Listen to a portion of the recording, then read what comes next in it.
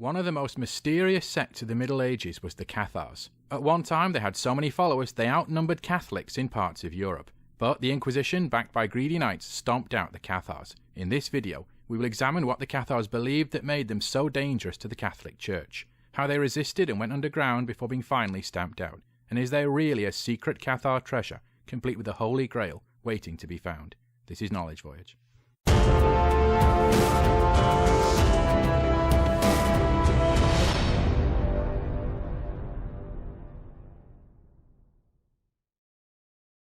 Cathar comes from the Greek word katharos, meaning pure. But what made them so different and so dangerous in the eyes of the Catholic Church? The answer is their highly heretical beliefs.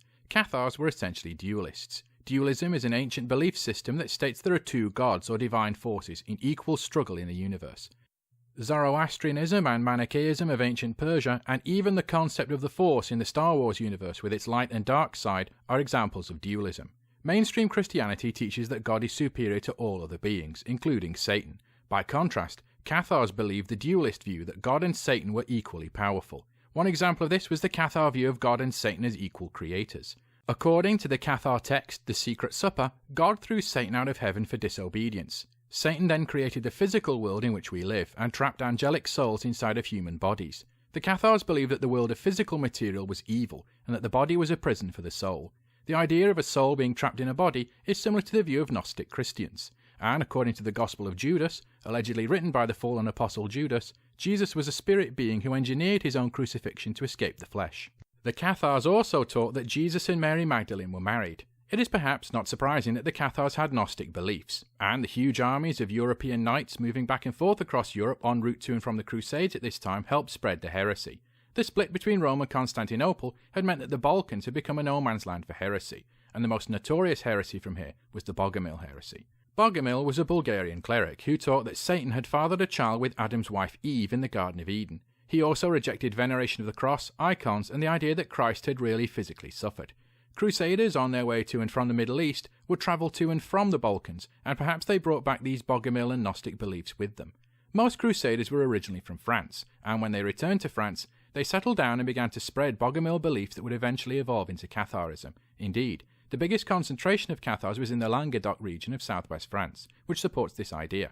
So, how was the Cathar religion structured? Like many dualist sects, the Cathars were divided into two. The ordinary believers were called listeners, and the clerics were called perfects. Listeners would live normal lives and marry. Perfects would practice celibacy, vegetarianism, and engage in 40-day fasts 3 times a year. Cathars did not build churches, instead choosing to meet and preach in private homes, barns, and open fields. They were also forbidden to lie or swear oaths. Cathars also believed in the equality of the sexes, and both men and women could become clerics. This life of simplicity and humility was a sharp contrast to the dominant Catholic faith of the day. At this period in history, the Catholic Church was unpopular. The Church was fabulously rich, and churchmen were frequently bullying and corrupt. By contrast, Cathar clerics were known for their simple lives and connection to the ordinary people. Catharism was so popular that in 1167, the biggest ever Cathar council was held, where Bulgarian cleric Papanesitas persuaded the believers to adopt an even more radical form of dualism, one that was seen as even more heretical by Rome. Catharism was so popular, it was simply known as the Great Heresy, and Catholic officials felt compelled to denounce it. Just 4 years before the Cathar Council, Pope Alexander III had officially denounced the Cathars at the Council of Tours in 1163. Augustine of Hippo, one of the Christian Church's greatest figures, had spent 9 years as a Cathar believer before becoming a mainstream Catholic. His detailed works critiquing Catharism became standard references for the Catholic Church. The first ever French Pope, Pope Sylvester II, made a number of public statements clearly aimed at criticising Cathar beliefs. St. Francis of Assisi also made public attacks on Catharism, and German monk Egbert of Schönau wrote a detailed collection of 13 sermons attacking Cathar beliefs. A somewhat more crude denunciation was made by Bernard of Lille, who said that the word Cathar came from the word for cat, and he claimed, with no proof, that Cathars would indecently kiss cats on the rear end to summon Satan. Bernard of Clairvaux compared Cathars to foxes in the vineyard of the Lord, although Bernard stressed only peaceful persuasion should be used against them. Later church officials would not follow his advice. Clearly, the Catholic Church felt threatened. Not only were their beliefs a direct challenge to Catholicism, the Cathars had a well-developed and highly respected counter-church network and community to rival Catholicism. The Catholic Church sent missionaries to the Languedoc who were often ignored or jeered at.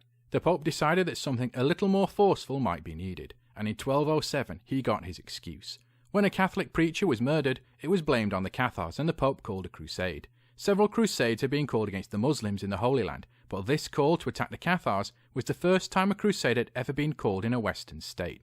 The timing was tragically convenient, and had the knights been busy elsewhere, perhaps the Cathars would not have been destroyed. However, the timing was perfect for Rome when it needed an army.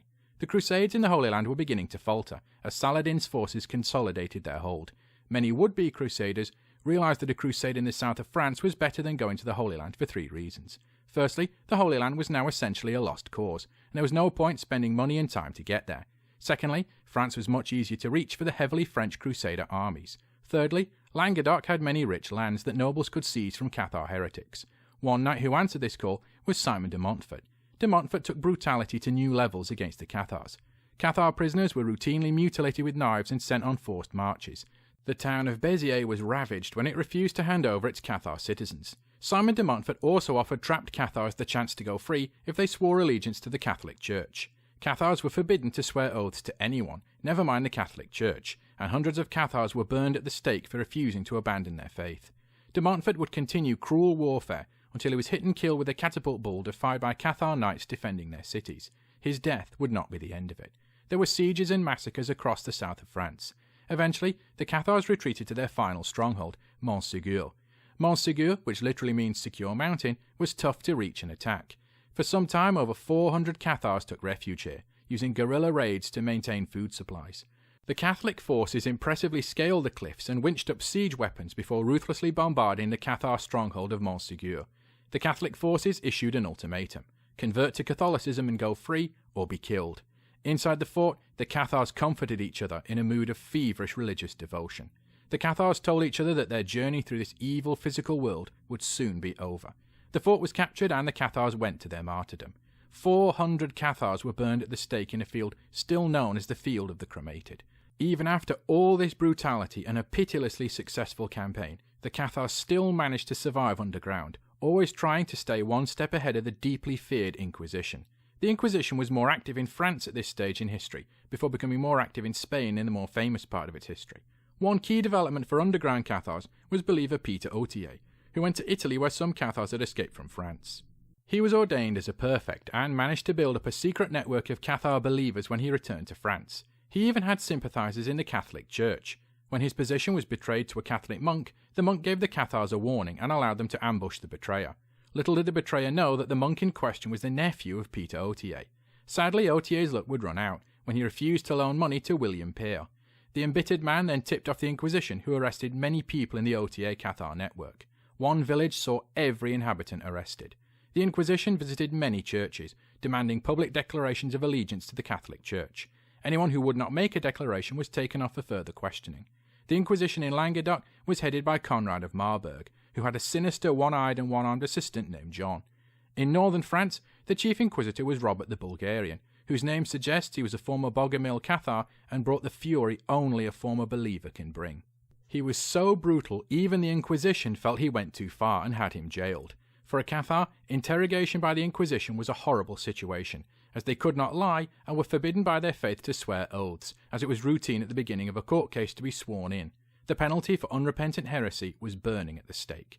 If Cathars abandoned their faith, they were still made to wear yellow crosses on their clothes to mark them as former heretics. Even dead Cathars who escaped detection had their bodies exhumed and burned posthumously.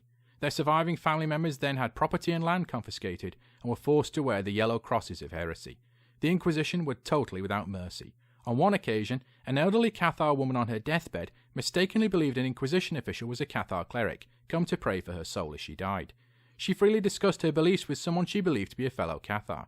After her conversation, the Inquisition priest ordered the elderly woman, who had perhaps hours of life left, to be burned at the stake. In the face of ruthless suppression, some Cathars decided to abandon their faith and turn informants. 2 Cathars named Raymond Gros and William of Soler provided the Inquisition with names, hiding places, and tactics used by the Cathars to escape detection. The Cathars were eventually stomped out, although Cathar communities were rumoured to exist as late as the 1860s. There is, however, one question. What happened to the Cathar treasure? According to rumour, the Cathars had a great treasure, and in the days before Montségur fell, this treasure was smuggled out and hidden in the caves of France. This treasure is said to include the Holy Grail. Some believe the Knights Templar, who had a strong presence in Cathar lands, came into possession of the treasure and the Grail, but others believe the treasure is just a myth. But it is an extraordinary thought to think that a fabulous treasure, the most precious thing the now extinct Cathar sect hid, is lying in wait for one lucky adventurer to discover. Thanks for watching everyone, don't forget to like, share and subscribe. Thank you.